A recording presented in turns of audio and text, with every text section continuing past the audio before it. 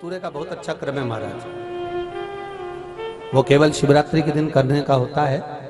कहते हैं जिसका व्यापार ना चले, व्यवसाय ना चल रहा हो, बहुत ज्यादा कष्ट में जीवन निकल रहा हो और बहुत ही ज्यादा तकलीफ हो रही हो, तो धतूरे को हल्दी में डुबोकर शंकर भगवान को शिवरात्रि के दिन रात को 12 बजे समर्पित करें।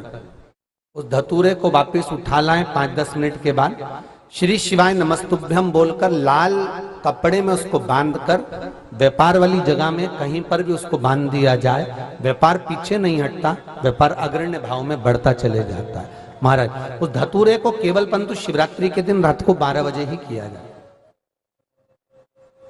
हल्दी में डुबोना पड़ता है।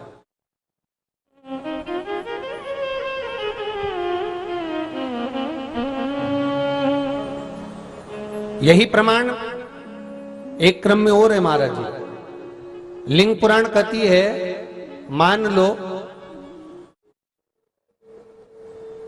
किसी व्यक्ति को कोई एक भारी बीमारी हो गई, बड़ा रोग हो गया और वो रोग डॉक्टर कह रहा है कि ये ठीक नहीं होना है, बहुत तकलीफ उसमें है और कष्ट ही कष्ट है, वो ठीक नहीं हो रहा, दवाइयां लग रही है, गोलियां खा रहे हैं। तो महाराज उसका भी वर्णन है। 7 धतूरे, कितने धतूरे लेना है? 7 धतूरे। कोई सी भी शिवरात्रि से मतलब महीने में एक बार शिवरात्रि आती है, प्रत्येक महीने आती है। किसी भी शिवरात्रि के दिन 7 धतूरे लेकर एक धतूरे में मौली, लच्छा, नाड़ा लपेटकर चंद्रमौली भगवान का स्मरण कर उस मौली को लपेटकर 6 धतूरे में हल्दी लगाकर शंकर भगवान की जो जलाधारी है, जलाधारी में आपको पहले भी वर्णन किया है, शंकर भगवान का ये शिवलिंग है, ये जलाधारी है, ये भगवान का जल निकलने का स्त्रोत, चरणारविंद का भाव। शिवलिंग जहां रखा हुआ है ये पार्वती जी का हस्त कमल है, जो ये गोल भाग है ये पार्वती का हस्त कमल है, जहां शिवलिंग रखा है। जहां से जल नीचे गिरता है उसके सीधे भाग में श्री गणेश जी महाराज का स्थान है, उसके उल्टे भाग में श्री कार्तिकेय जी का स्थान है। जलाधारी के सामने एक मोटी सी लाइन होती है, कहीं सांप बना होता है, कहीं स्थान बना होता है। जो मोटी सी लाइन है ये शंकर भगवान की सबसे छोटी लड़की अशोक सुंदरी का स्थान है। जलाधारी के ऊपर जो 3 टेकी लगी है ये भृगु ऋषि का, भृंगी गण का स्थान है।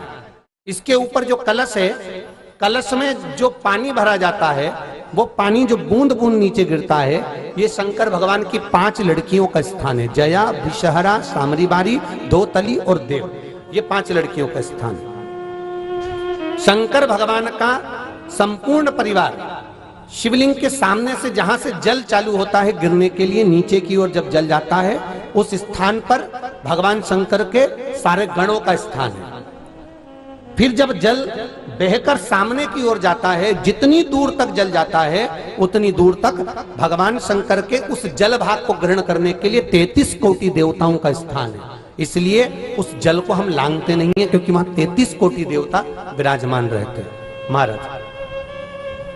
तो जो बीमारी डॉक्टर ने बता दी और बहुत बड़ा रोग हो गया और शरीर में कष्ट है, ठीक नहीं हो रहा, चाहे लीवर से जुड़ा हो, चाहे किडनी से जुड़ा हो, चाहे कैंसर से जुड़ा हो, और मान लो शरीर में कहीं गांठ भी हो गई है और वो मिटी नहीं रही हो, तो महाराज निवेदन है 7 धतूरे, एक धतूरे पर मौली लपेटकर वो शंकर जी के शिवलिंग के ऊपर चढ़ाना।